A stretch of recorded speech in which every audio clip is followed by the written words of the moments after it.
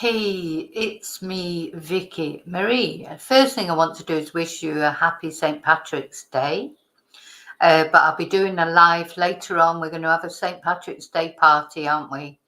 To try and have a bit of fun to lighten up this world that feels depressing sometimes. So that'll be later though. But happy St. Patrick's Day. Oh, there's Rocky just adjusting his position.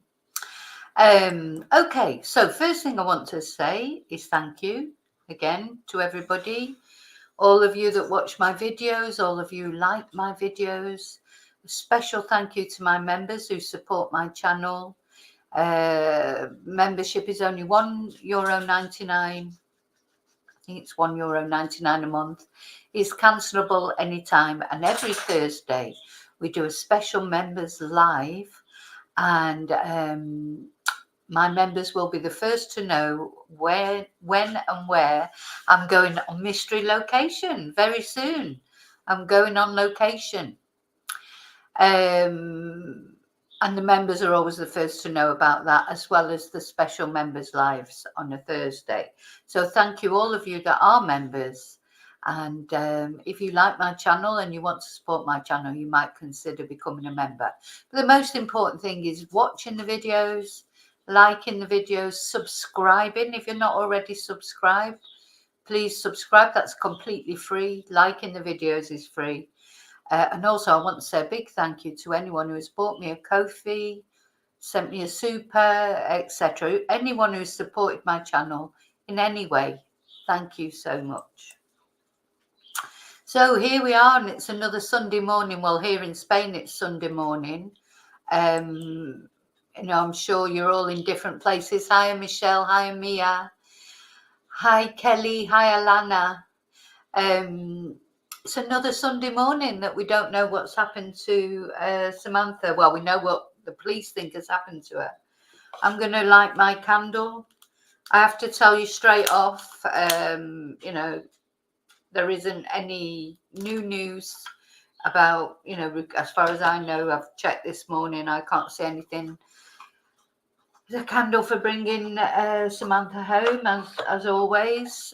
I've literally not been up long, so got up late this morning, like you do on a Sunday. When I say late, it was still only about 8 o'clock, but I like to get up really early, normally about 6, because I'm a morning person. But anyway, here we are, another Sunday, another sort of anniversary, if you like, of when Samantha just went out for a jog that Sunday morning and did not come back, and still she hasn't been brought home. Still, Patrick Stevenson has not said where she is. And, after those last couple of videos that I did, like especially about Kobe Parfit, it's made me wonder, we looked at the case of Kobe Parfit, who was put down a mine shaft in Ballarat. It seems a bit of a coincidence, doesn't it? Patrick must have known about that. And her murderer, a horrible Shannon, she didn't say, she hid the body. She then moved into poor Kobe's apartment, spread the rumour that Kobe had moved away. And so Kobe was not found for quite a long time. And by then, of course, her body had, deteriorated, and it was impossible to tell her cause of death.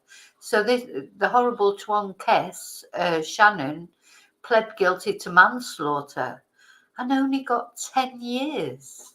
So the more I think about this, the more I think, did Patrick know about that case? Because it was also in Ballarat. It will have been all over the news, won't it? Because it was, a murder, a local murder. Did he know about that? And is that why he's hanging on, not saying where the body is? Because what he's hoping is that by the time they find Samantha, the body will have decomposed so much, be impossible to tell her cause of death. And, then will he plead manslaughter and get 10 years? He's only 22 years old. So he'd only be 32 when he came out. But Kelly, it was only a couple of years ago. It wasn't. I mean, he's 22. It was 2020, I think. So he would have been 19. I think he, anyway, but we don't know if he was aware of it. It's just something that keeps playing in my mind. Because I think, why is he not telling? Because he's holding on till the last possible minute, and it just makes me wonder. Or maybe that's what. Surely a lawyer cannot advise someone not to say where a body is. Hi, Amanda Jane. Surely, lawyers are not allowed to advise their client to not say where a body is. I mean, it just seems terrible, doesn't it? So, of course, some people have said maybe doesn't know where the body is. But I just cannot see that the police will have charged that boy with murder unless they're pretty much certain that he has done it. So I'm sure he knows more. Could be that he's just not talking. I don't know. We don't know. And then other people, of course, all the rumours that fly around, other people saying that his mum is pleading with him to talk. So maybe she is, and I hope she manages to, influence him enough that he will talk, because, as I say, he needs to save his soul, if not in this world, in the next, to some redemption that he could get for actually bringing Samantha home to her family. Yeah, Michelle, they may have found her DNA in his vehicle, because they seem pretty convinced, don't they? People saying, "Oh, you shouldn't have such faith in the police," or whatever. But murder cases are so difficult to prove in general, aren't they? Normally the police don't show their hand until they have all the evidence that they think they need. That they normally don't arrest someone and charge them, especially someone like Patrick, which they probably had no reason to think maybe that he was a danger to anybody else. They kept saying that they didn't think he was a danger to anybody else. So, I'm sure they wouldn't have arrested him until they were absolutely certain. Or maybe it's just me. Morning, Nicola. Oh, no, I haven't seen the picture that's out of Kate. I'll have a look in a minute. Hi, Heather. Thanks. Oh, this is one of my favourite necklaces. It is on its way out, really. The clasp at the back is sort of broken a little bit, but I'm hanging. Sometimes it just falls off, but I'm hanging on to it because I do really like it. So there is not any news about Sam, about a body. I just want to look at a couple of videos because some more runners have got together. I wanted to look at something nice and positive about Sam, and I don't want to, as soon as I don't want to let it go. Do you know what I mean? I don't want to stop talking about Sam, at least until she's found. That to me is, so it's like you want to keep it going, because these cases, people can stop talking about them, and it's too early yet to stop talking about Sam. And the thing is, until she's actually brought home to her family, I want to keep her, in our minds, and I'm sure she is in everyone's mind. But what I want, let's see, photo of Kate. Really, I shouldn't be doing this because we are looking at Sam, but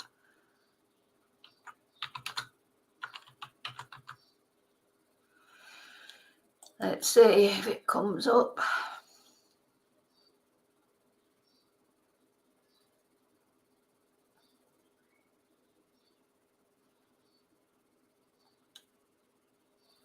No, it's not coming up easily. No, I'm not going to look at it now because we're here to talk about Sam this morning. But thanks for letting me know, and I will look out for that.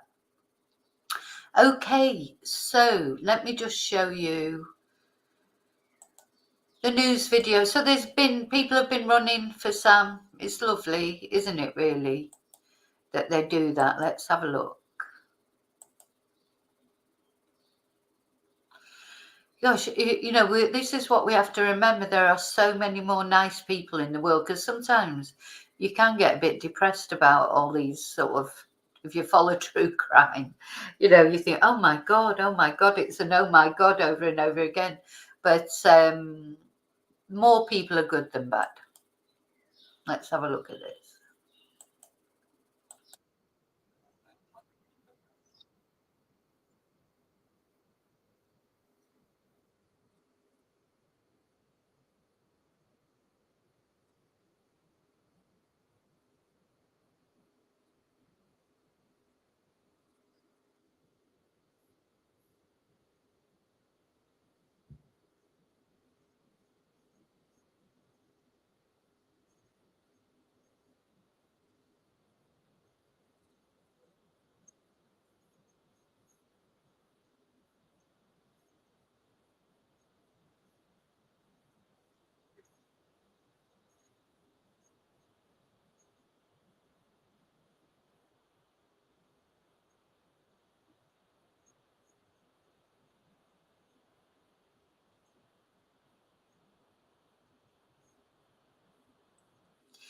It's true. There's so many, obviously everybody's scared now to go out running or jogging or walking or whatever. It's always crosses your mind. But you know what? The thing is, it's awful, obviously, what happened to Sam. But you cannot let it, if you do normally go running, okay, maybe you can take more precautions. If you go out walking your dogs or whatever, try and go with someone else, try and take pepper spray or some sort of an alarm or something. But really, you shouldn't stop doing these things. It's and what happened to Sam was, there's millions of women go out jogging every day or walking, and yes, there is a risk there, but there's a risk in everything. And I read this story the other day in the newspaper that where a girl came out of a salon. This is in the UK.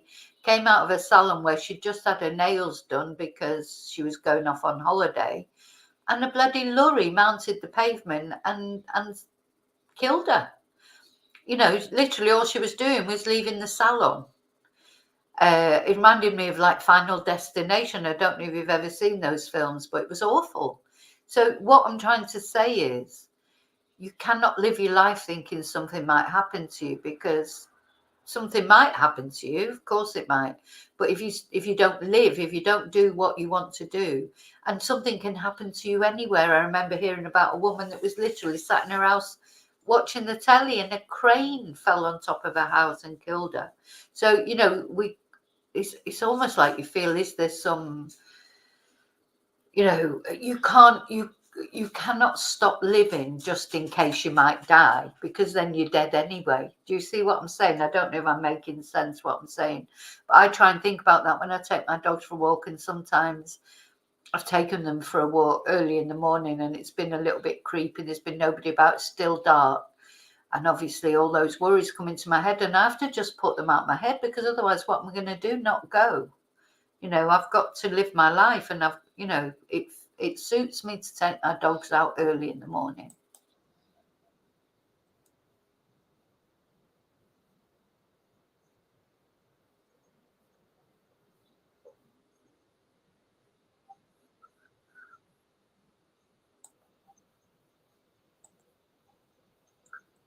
I saw there Alana was mentioning about the sound. This has happened a few times with people. I think it's a YouTube glitch, because sometimes people say, have sent me and said, oh, well, we've got no sound, but other people have got sound.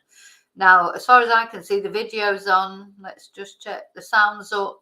So you should get sound. Just let me go back into the chat and see.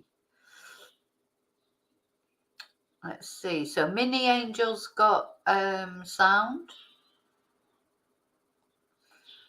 Has everybody else got sound? Hi, Ali. Let me know. Oh, Amanda Jane is saying no sound. No. Have you got sound? There's no reason why you shouldn't have sound, to be honest. Right, so Alana's saying we can hear you, but not when you play the video. I have no idea why, because everything's on. Everything's on. Oh, come on, YouTube. This has got to be Heather's got sound. So this has got to be a YouTube thing. I can't see that it's you just put a message on here.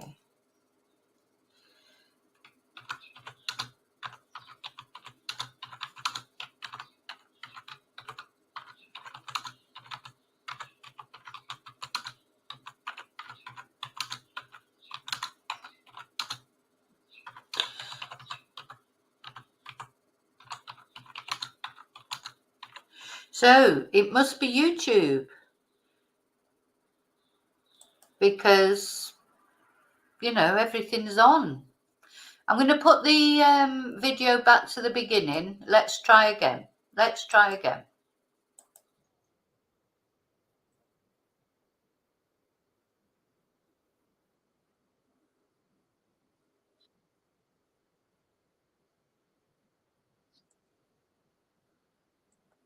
Can you hear it now? So the volume is on full. Look, volume is on full.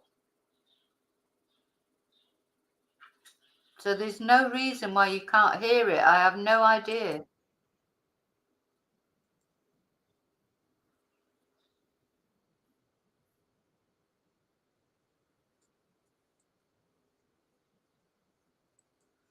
No sound on the video, but you can see the video.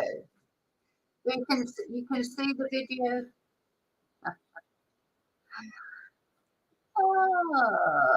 I don't know. Let me try a different video. I've got another video to show you. So let's try this video.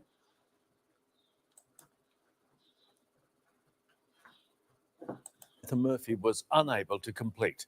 Touched by her death, they've told Mia Taquin they wanted to pay tribute to the Ballarat mum. 7 kilometres, the last leg of a run Samantha Can you hear Murphy this never one? finished. Her supporters determined to complete the journey today in honour of the Ballarat mother. We just wanted to come out today and show the Ballarat community that we feel you, we understand what you're going through, and we want to stand beside you through this time. The 51-year-old was allegedly murdered by a man she didn't know after leaving her home to go for a jog on February 4. The grief... Okay, so that was strange, isn't it? I don't know why you couldn't hear the other one, because I've not done, all I've done is put this one up, but I haven't changed the volume. You know, the volume is on full. But anyway, at least we can hear this one. So let's go back to the beginning of this one. Watch this. A group of strangers today finished the fateful run Samantha Murphy was unable to complete. Touched by her death, they've told Mia Taquin they wanted to pay tribute to the Ballarat mum. 7 kilometres, the last leg of a run Samantha Murphy never finished. Her supporters determined to complete the journey today in honour of the Ballarat mother. We just wanted to come out today and show the Ballarat community that we feel you, we understand what you're going through, and we want to stand beside you through this time. The 51-year-old was allegedly murdered by a man she didn't know after leaving her home to go for a jog on February 4. The grief still raw for many. Today's event an opportunity to heal collective trauma. Runners set off at 7 a.m, the same time Samantha did, reliving that morning when her life was tragically cut short. It was obvious that there was quite a bit of emotion, so it was really important to have this space for people to try and process what's happened. While Samantha should have been safe, she wasn't, but this tight-knit running community is refusing to live in fear. It's often hard to imagine when you're out running on your own that something could happen to you. That's something that, you know, crosses people's minds. It certainly does impact on you and causes you to think a little more, I guess, when you're going out. It was great to have an event to show strength in numbers. We're not afraid.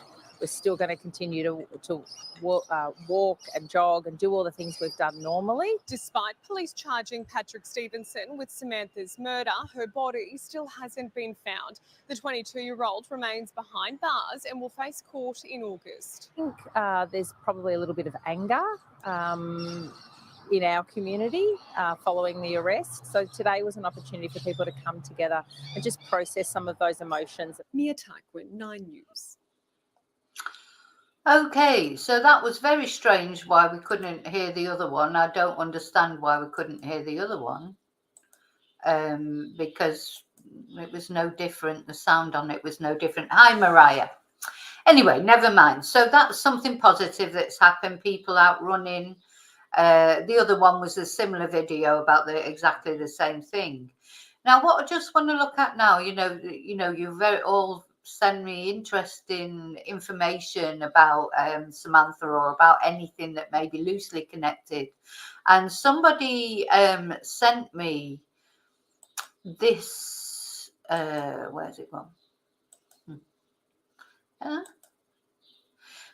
There's a couple of things that I want to show you that somebody sent me. Now, first of all, somebody sent me an article talking about body search dogs in Victoria.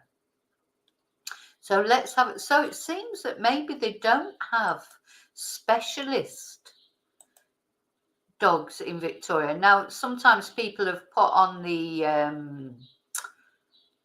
put in the chat, or did they use dogs to search for Samantha? And I thought they did. I certainly saw dogs, on the many videos that we've watched, like about the search for Samantha. I've definitely seen dogs on the search. But somebody sent me this article. Coroner recommends Victoria Police train body detection dogs after search delays for Colleen South. Now, I don't know about this lady. Oh, look, there's one. Oh, that reminds me of our Princess Dia. Colleen South's body was eventually found under a tree in Victoria on August the 8th, 2022. So when is this? This must be an old article. But basically, in short, a coroner recommends Victoria Police brings back dogs that can detect and help find human remains. So have they brought them back? Did they use specialist dogs? So it says it took authorities a month to find the body of missing South Australian woman Colleen South. So Coroner David Ryan has recommended Victoria Police liaise with New South Wales Police to use their human remains detection dog training facility. I mean, that's a fundamental thing, isn't it, to have access to human remains dogs, detection dogs. That's like a basic thing, surely. Dogs are, brilliant in finding bodies, etc. So I was really surprised that a big, a big state like Victoria would not have them. Now, have they got them now? Because it says a coroner has recommended Victoria Police use the interstate human remains detection dog training facilities while it builds capacity in its own canine squad. So South Australian woman Colleen South disappeared in early 2022 and her body was found more than a month later. So there's another family that went through a load of torture, a mum's torture, on August the 8th under a tree in a Bungalook paddock in northwest Victoria. The Coroner's Court of Victoria, Melbourne, has heard several requests were made to authorities to find her.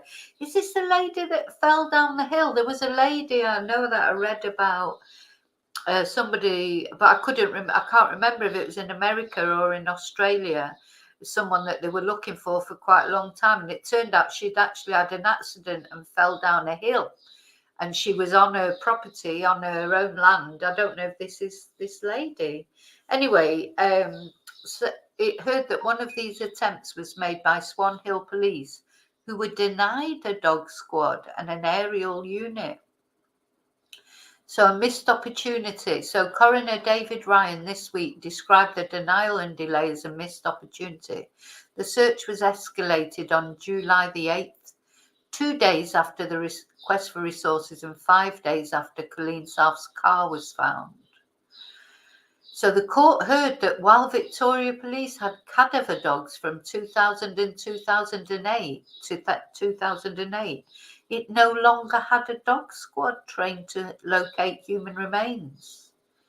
Whereas in New South Wales and Queensland, cadaver dogs are still used by police. Well, especially a place like Australia with all that bushland and, huge surfaces to search. How can they not have cadaver dogs? Just seems ridiculous to me. So Mr. Ryan on Friday recommended Victoria Police to ask New South Wales Police to use its human remains detection dog training facility while developing its own capabilities. It's encouraging that Victoria Police is in the process of developing its own human remains detection dog capability. It just seems crazy to me that they wouldn't have it.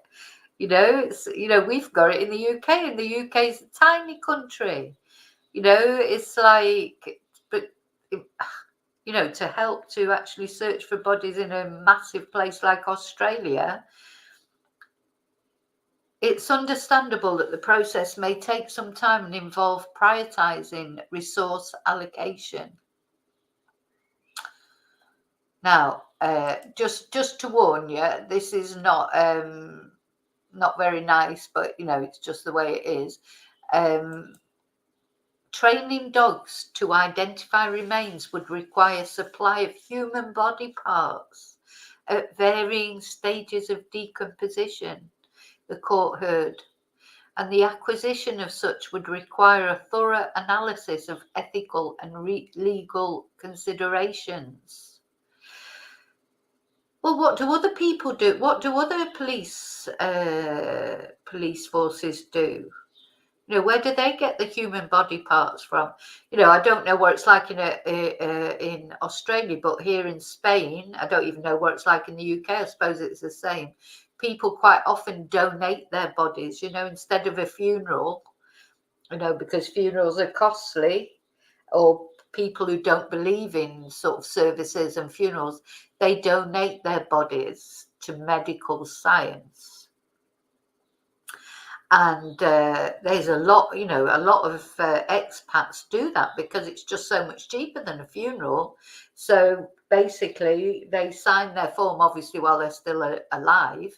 And then when they die, the hospital or whoever, I don't know, comes and picks up the body and takes it off.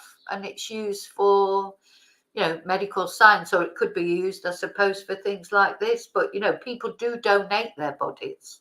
So is that how they do it? I mean, the thing is, they're making this point that training dogs to identify remains would require a supply of human body parts. But, you know, obviously other police forces, if they've got these dogs in New South Wales or wherever, they get them from somewhere. So there must be a way of doing it.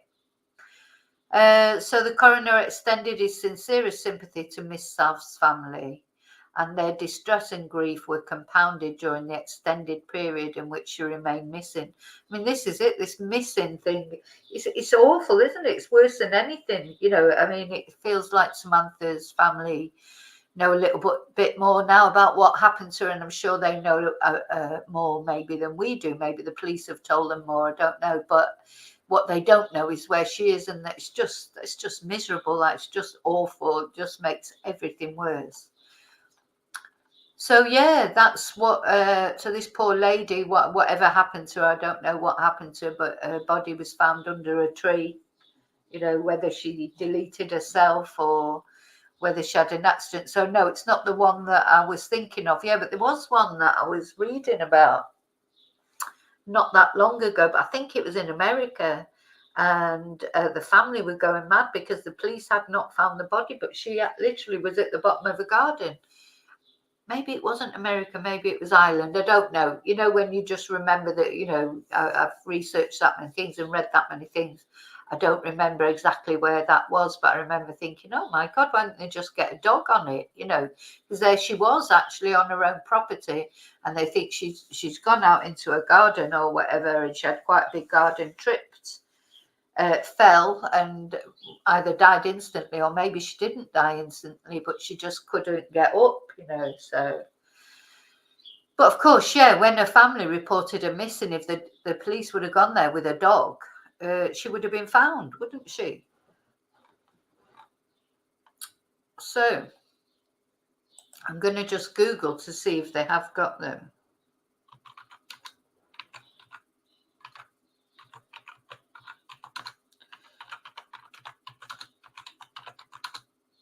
I am certain that that dogs were included in the search, but whether they were specialist dogs or whether they were brought in from New South Wales, I don't know.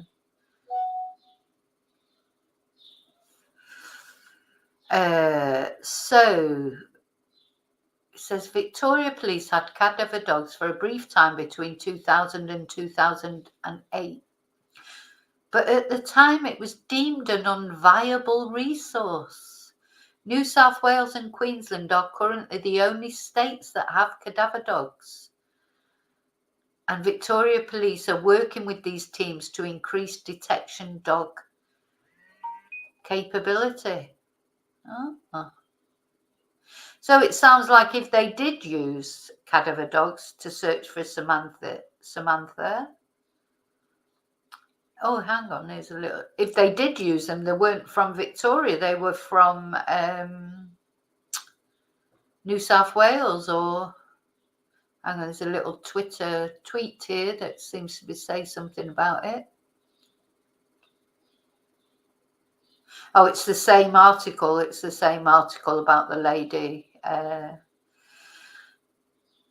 Yeah, and they're saying that that lady, they think that it may have led to a fatal delay. So maybe that woman that you can see on your picture there, maybe she had a medical episode, and if they would have found her earlier, she may have lived. Anyway, we don't know. We don't know the details. It doesn't go into the details, but that's quite.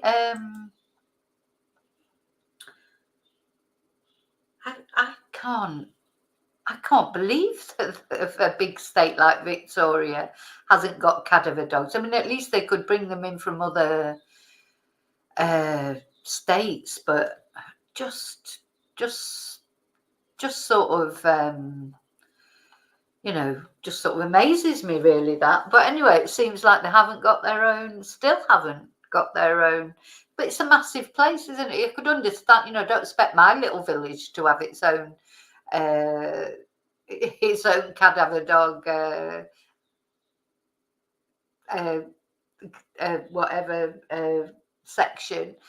And wouldn't even expect the next biggest town to have it, or even the next biggest town, but I'd expect my province to have it. I'd expect, Spain is divided into communities, like provinces, a bit like states. And you would expect that each province maybe had some. I know that they do. I've seen, because I follow a lot of the police, the police social media things on Twitter or on Facebook, etc. And they're quite often talking about their dogs that they're giving for, when they retire, and they're looking for good homes for them, because they, obviously they don't go on forever, bless them. They get older, the dogs, and they have a lot of German Shepherds especially. So it's very strange. It seems very strange to me that a place like Victoria, it does seem, using the word, but it's a big place, isn't it, to not have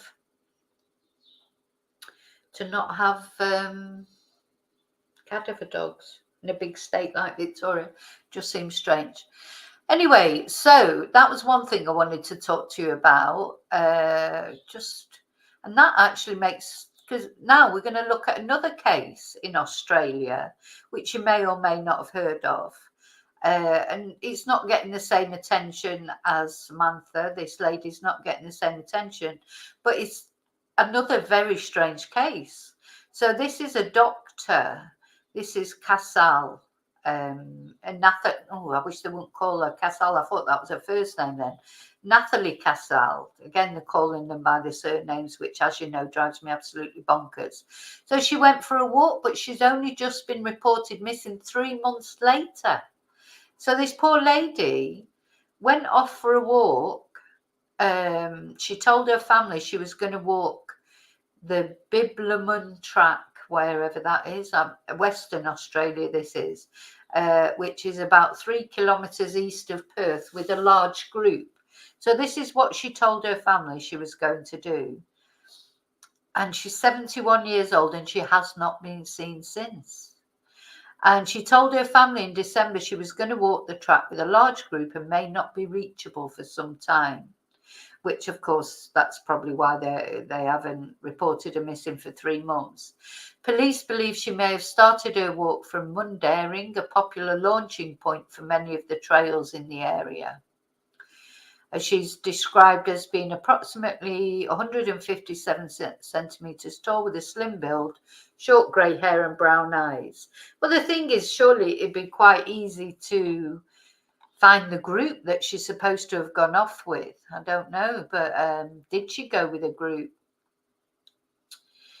Anyway, concerned locals responded to Western Australia's police's missing persons report on its Facebook page on Thursday afternoon, and many said she's a much loved GP in the area. She was my GP for 15 years, one comment said. I hope she's found well and safe.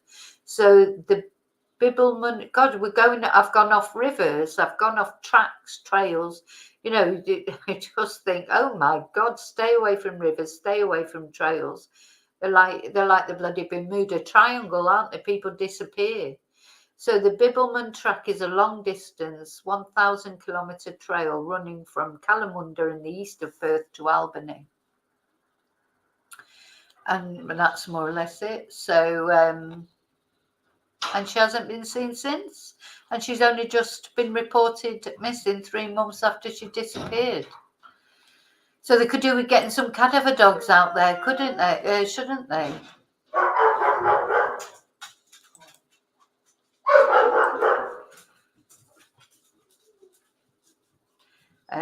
You know, you just think, God, you know, if they had if they walked that trail with a cadaver dog or with some cadaver dog, anyway. The thing is, if she did go off with a group, why would she say she's gone off with a group if she wasn't going off with a group? Strange, isn't it? But anyway, we'll keep an eye on that. Another case to keep an eye on. But anyway, I just wanted to come on, let you know a little bit of news about Samantha. Keep it going. And I will definitely be back later because we're going to have the St. Patrick's Day celebration. Not sure what time to do it yet. I'll probably do it because, you know, it'd be nice if, I know I've got viewers sort of all over the place, all at different time zones. So it'd be nice if everybody could join in a little bit, even though it's going to be morning somewhere, so you probably won't feel like a Guinness.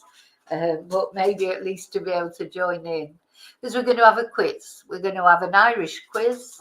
I've got some little surprises planned, and we'll have fun. Yeah, the dogs, they're swapping over. When my son gets up, then we swap over the dogs. So, and there's always a bit of barking goes on. So anyway, all of you, thank you for watching. Please remember to leave your fingerprint on the like button. I'll speak to you very soon. If there's any news about Samantha, obviously I'd be straight back on and let you know about it. But thank you so much. Bye. Oh, and remember, may your God always go with you. Bye. I won't be river dancing, no. You wouldn't want that.